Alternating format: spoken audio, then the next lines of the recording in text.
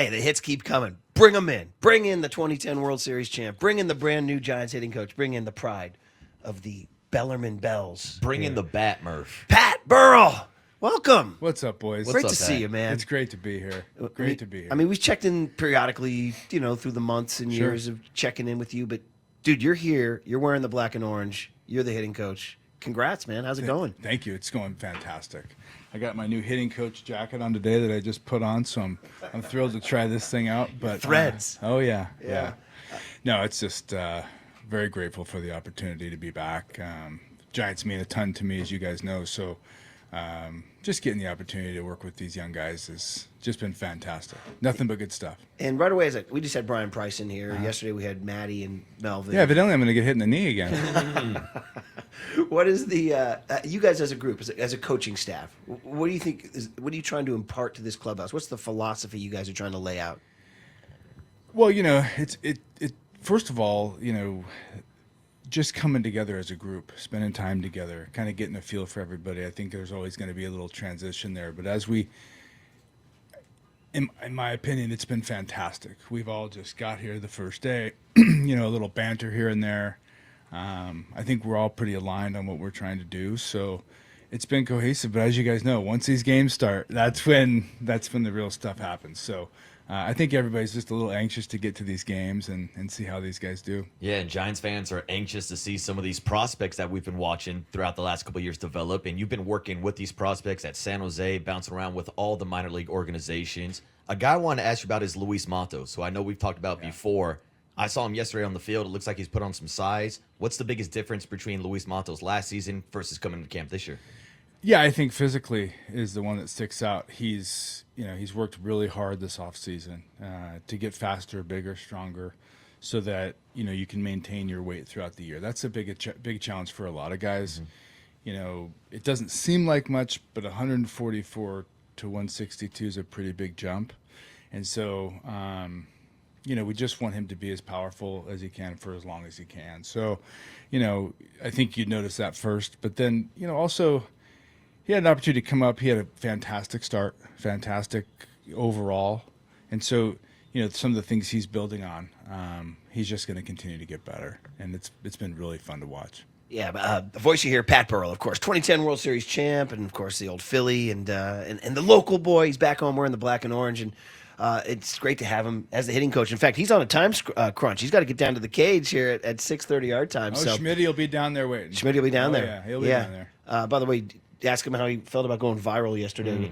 We can move on from that. Maybe not. I can't wait to answer your question. I can't wait. Well, I know you. It's the first thing I'm going to say. You guys will get a couple of jokes out of that. Oh, yeah. But one of the most interesting guys in the entire camp is the shortstop, Marco Luciano. I mean, he's going into this gigantic job, Brandon Crawford's job for all those years, and yet, he profiles as a guy, big, strong, power hitter, but he's a baby. Yeah, so I need the Pat Burrell. How's Marco Luciano's approach in the box and what you're trying to accomplish with him?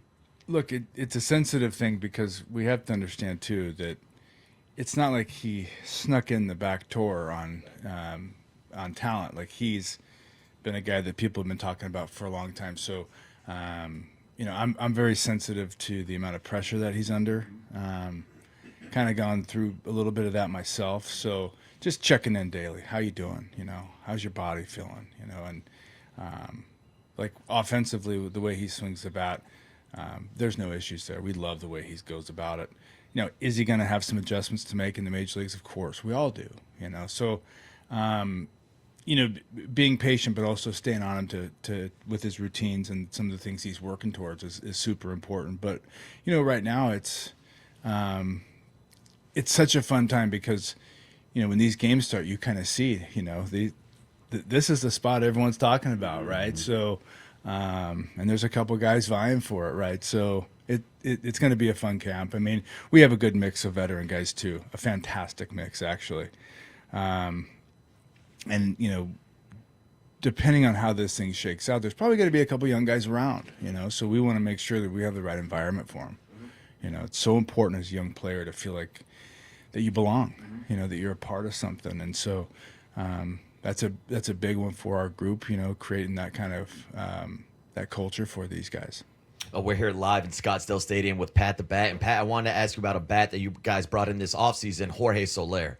Everybody talks about the power that these guys have. We've discussed whether or not he could be the first righty to put one in McCovey Cove. What have you seen so far from Jorge Soler?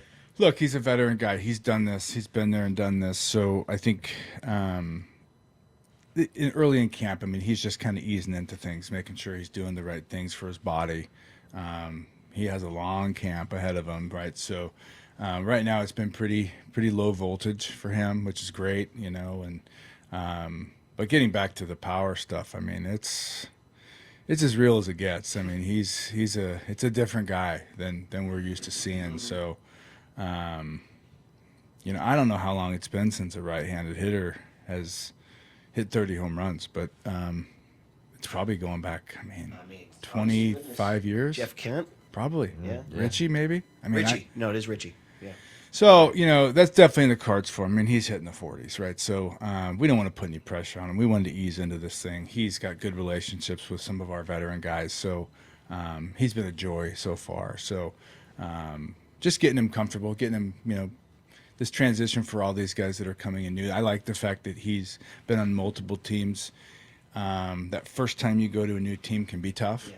But, you know, he's been a guy who's been on a couple of different organizations, and so he's coming seamlessly. True pro. I know we got to let you go. Like 2 minutes left on the clock here. We didn't ask about your center fielder, and I mean, Jung Hoo Lee brings so much sizzle and panache, but people want to know, going from the KBO to big leagues, the word is velocity, right? Yeah. Can he keep up with it? Yeah. What are you seeing in the box? What are you seeing in the swing? I'm no different than you guys. You know, you have concerns. In my opinion, the first day when I saw him move in the cage, I said, this isn't going to be a problem. Okay. It's not going to be a problem. You know, he may adjust, you know,